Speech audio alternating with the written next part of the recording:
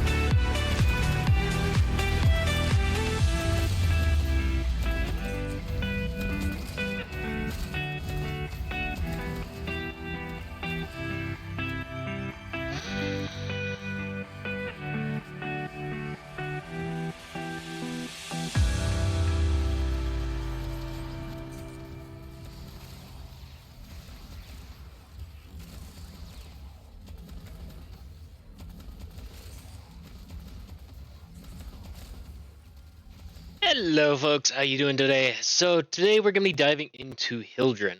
Now, Hildryn actually had a bit of a touch-up. I don't say a full rework because her abilities themselves weren't really changed drastically enough to call it a rework, but I would say it's a touch-up for sure. So, for example, Hildryn's 4 now actually moves a lot faster, which is very beneficial. And Hildryn's 1 also now has an augment. Actually, I think it's a second augment that she has. But anyways, we're going to be showcasing a couple things in this video. I think that's the most I can have, yeah. 220. Okay. So, as you can see, Hildryn is very shields based. So, as you can see, 4 rises them up, same as usual. And as they're getting damage, they're also dropping energy orbs as well, which makes it pretty good for squad use.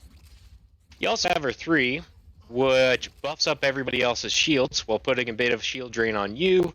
You have her 2, which refills your shields. And then you have her 1, which has the regular shot, well, charge shot. You have the regular shot, and then you also have secondary shot, which does 10% damage on shields. Now, in this video, I'm actually going to go over 2 separate things in this video. And there's a reason why I still use Haven while in single player, which I'll explain in the build portion. So let me take care of these Grineer over here.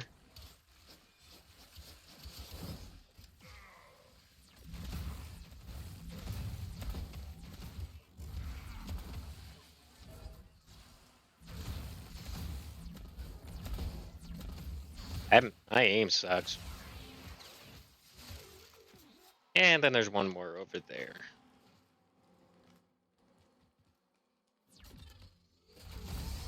I know, that was probably overpowered, but I don't care. Alright, so let's dive into the actual builds, shall we? So we're going to go into Hildryn's build first. because understanding how to build Hildryn kind of dictates on how you build the Balefires. Now, as you can see, I have multiple different builds, but to be honest, between each one of the builds, not much has actually changed. So I normally build Hildryn for as much shield as possible, where efficiency is kind of not super important, but I have it because this gives more shield capacity and also a bit of efficiency, which also reduces damage while airborne. So kind of beneficial. So first off, we have sprint boost. Hildryn is actually pretty slow, not gonna lie. And putting energy siphon actually doesn't really help in Hildryn's case. In the Eximus slot, I have Amara's Anguish, which adds some parkour velocity, plus also sprint speed. We have, of course, primed redirection. Now keep in mind, base redirection works perfectly fine as well. We have also primed vigor, which buffs up the shields as well as the health, because Hildryn actually doesn't have very much health, so things like Toxin is really bad for her. I want to repeat that. Toxin is really deadly to her, because she doesn't have very much base health. So being able to buff up health as well as shields is always beneficial. And mentioned earlier, we do also have Boreal's Hatred. This one you get from the Narmer missions, specifically in not Orbella, Cetus. Yeah, Balefire Surge. So this one increases the charge, directed hits, restore 250 shields to Hildryn. Impact with Nullifier shields will also destroy them and restore 750 shields. So that's really good to have. We have, of course, Archon Stretch. Now I'll explain why this is important in the Balefire portion. We have, of course, Blazing Pillage. Blazing Pillage is very beneficial to Hildryn because that's what allows you to do even more damage with your 3. Now the 3 is kind of important to think about because the 3 not only basically gives everybody super shields, super shields which charge faster and also restore a lot faster, plus also more overshields. But it also allows for heat damage as well. So while you have your 3 up, it will also do heat damage to everybody around. Now, granted, even without this augment, her 3 does do damage. It's just the fact that this does even more damage. And also recoups some as well with this augment. We have, of course, Aegis Gale. This is the new augment for Hildryn. Now, Aegis Storm, Balefire has an alternate fire during Aegis Storm. The blast deals 15% of Hildryn's max shields as additional damage. So the more shields you have, the more damage is tacked on to your Balefires. This is very important, because this is what makes the Balefires actually really good in basically Hildryn. We have, of course, Augur Accord, which buffs up shields. Always beneficial to have more shields. And it also adds energy spent on abilities converted into shields. Now, this is pretty crucial for Hildryn because of the simple factor that her shields are her energy. She doesn't have any base energy. So adding flow, for example, has no effect on her. Trust me, I've tried. We have, of course, Arcane Aegis, because, shield gating on Hildryn is kind of really beneficial. This just extends the shield gating. More shields equal more shield gating. Now, yes, I do agree with a lot of people. Having insane amounts of shields is kind of a hit and miss sort of thing, because there is a cap on when shield gating has, I guess you could say, no longer going up. So what exactly is shield gating? Shield gating is when you lose all your shields, you become basically invincible for a couple seconds. Hildryn, her passive, allows for 3.5 seconds. Now tack onto the factor I have Arcane Aegis, as well as also her high shields, we're probably looking at almost 10 seconds of invulnerability once I lose my shields. Now, keep in mind, this is only an assumption. I haven't exactly counted it, but I think I have somewhere along 10 to 12 seconds of invincibility. Now, of course, we have our also Arcane Blessing, because once again, she doesn't have very much base health, so anything to buff up health is very beneficial to her build. Now, as you'll probably also notice, I have 5 Archon shards, which are all Tau forged. These were actually pretty hard to get. These also buff up her base shield as well. And now we're going to go into the Balefires. So the Balefires themselves are pretty powerful. The only thing is you do not want to build for crit, you don't want to build for status.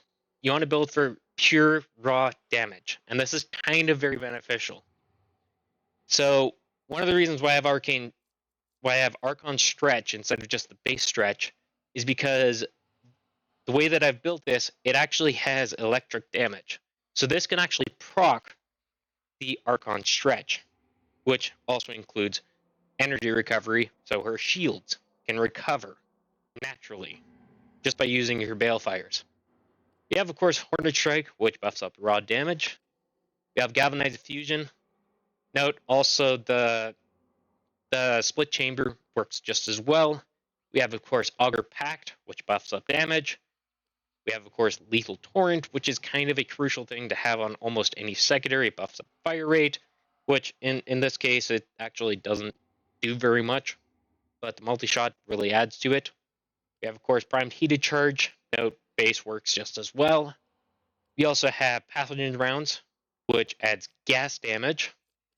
We have, of course, Primed Convulsion. Once again, base works fine. And, of course, Accelerated Isotope, which adds 60% radiation. So, as you can see, I do quite a bit of damage over here. So we're looking at raw damage of 32,000. Now, keep in mind, when you're in Aegis Storm, so you're using your 4, kind of like you see in the teaser, you can actually do a secondary shot, which tacks on an extra 15% of your shields at that time. So you tack on something like 12,000 shields, which is my max, over shields, and we're probably looking at almost 100,000 damage. Easy. Now we go into, of course, the charge shot, which does 96,000. I actually don't use the charge shot very much. I do on occasion. But personally, I hope this goes to show that Hildryn is a very capable warframe. In fact, I'm a little teed off that the market price for her right now is 20 plat.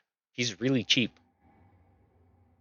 And yet she's honestly one of the best warframes in my personal opinion. She's one of my mains. She's been my main since day one. But yeah, I love her. She was one of the first warframes that I built for Steel Path. Because as you can notice from the build, she doesn't require really much aside from just building for shields. But anyways, stay tuned for the music video.